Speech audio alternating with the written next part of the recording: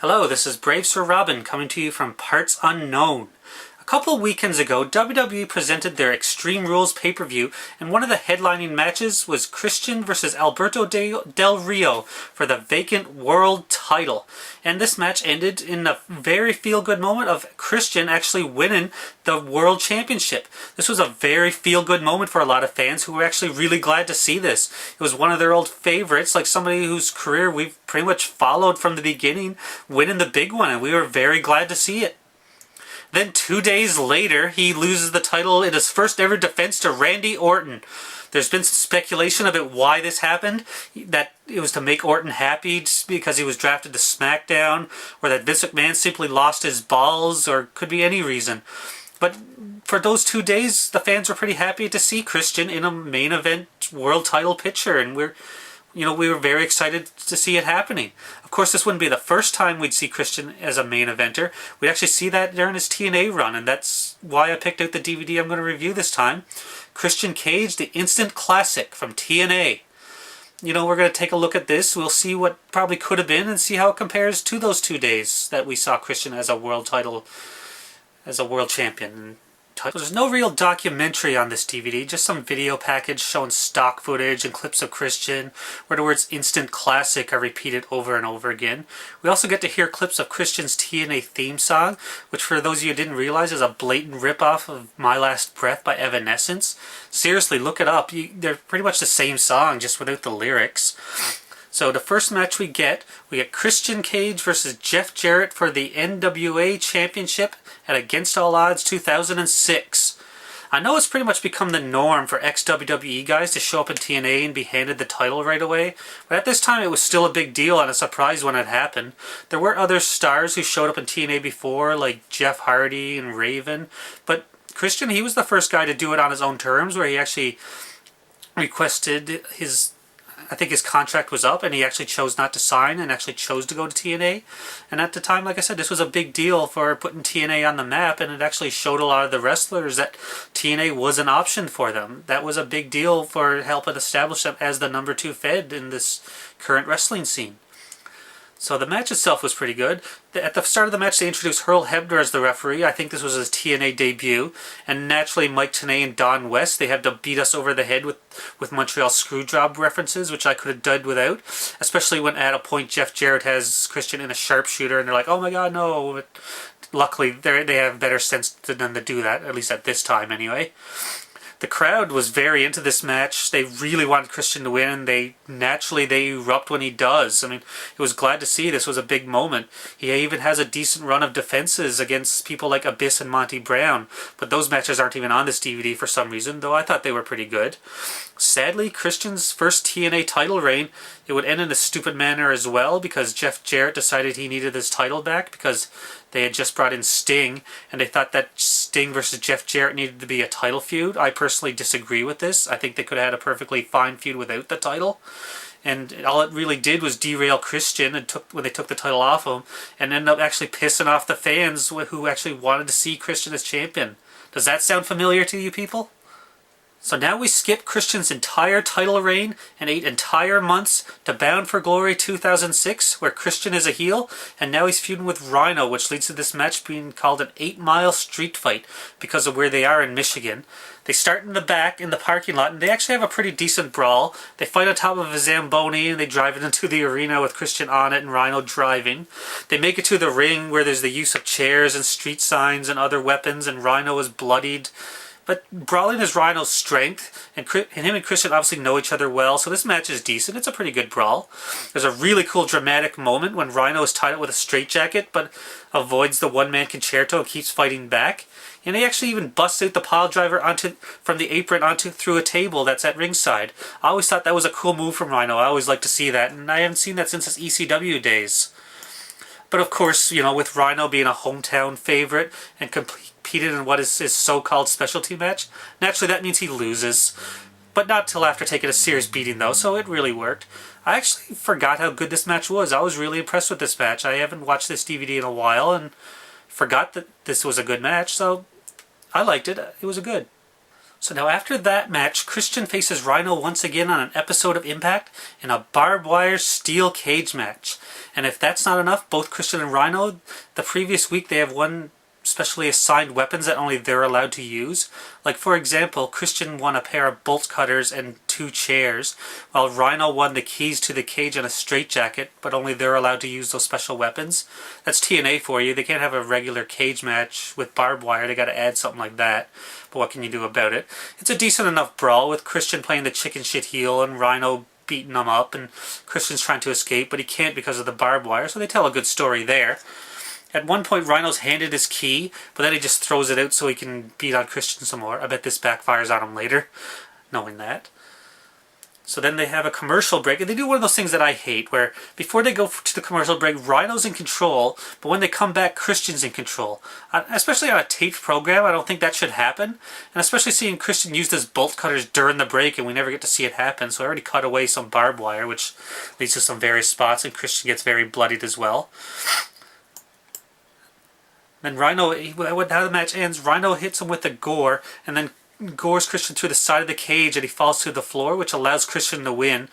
Normally I'd probably complain about that, but I actually think this worked here. It allows Rhino to still be a dominant monster, while Christian is still a chicken shit heel. So, you know, it works. He got the match, but he went through hell to get it, and Rhino's still dominant. I liked it, so next up we have a match on Impact versus Sting for the #1 contendership to the NWA title that is currently held by Abyss at this time. For those of you who don't know, Sting is actually one of my favorite wrestlers of all time. I think he's a true legend of this industry that I love, and even today he's still capable of having a decent match when he's motivated and with the right opponent, and without a shadow of a doubt, Christian is one of those right opponents. The match itself is pretty quick, and not too long in we get a ref bump, but it's followed by a cool sequence where Sting reverses the Unprettier to the Scorpion Death Drop and then goes into the Scorpion Deathlock.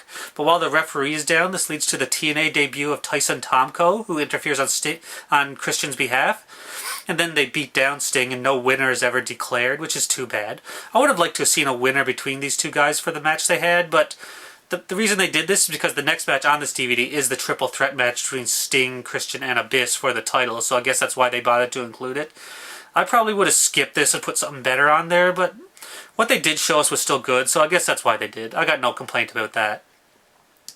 So because there is no clear winner to the #1 contender match, it is determined that both guys will go on to face Abyss for the NWA title at Final Resolution 2007.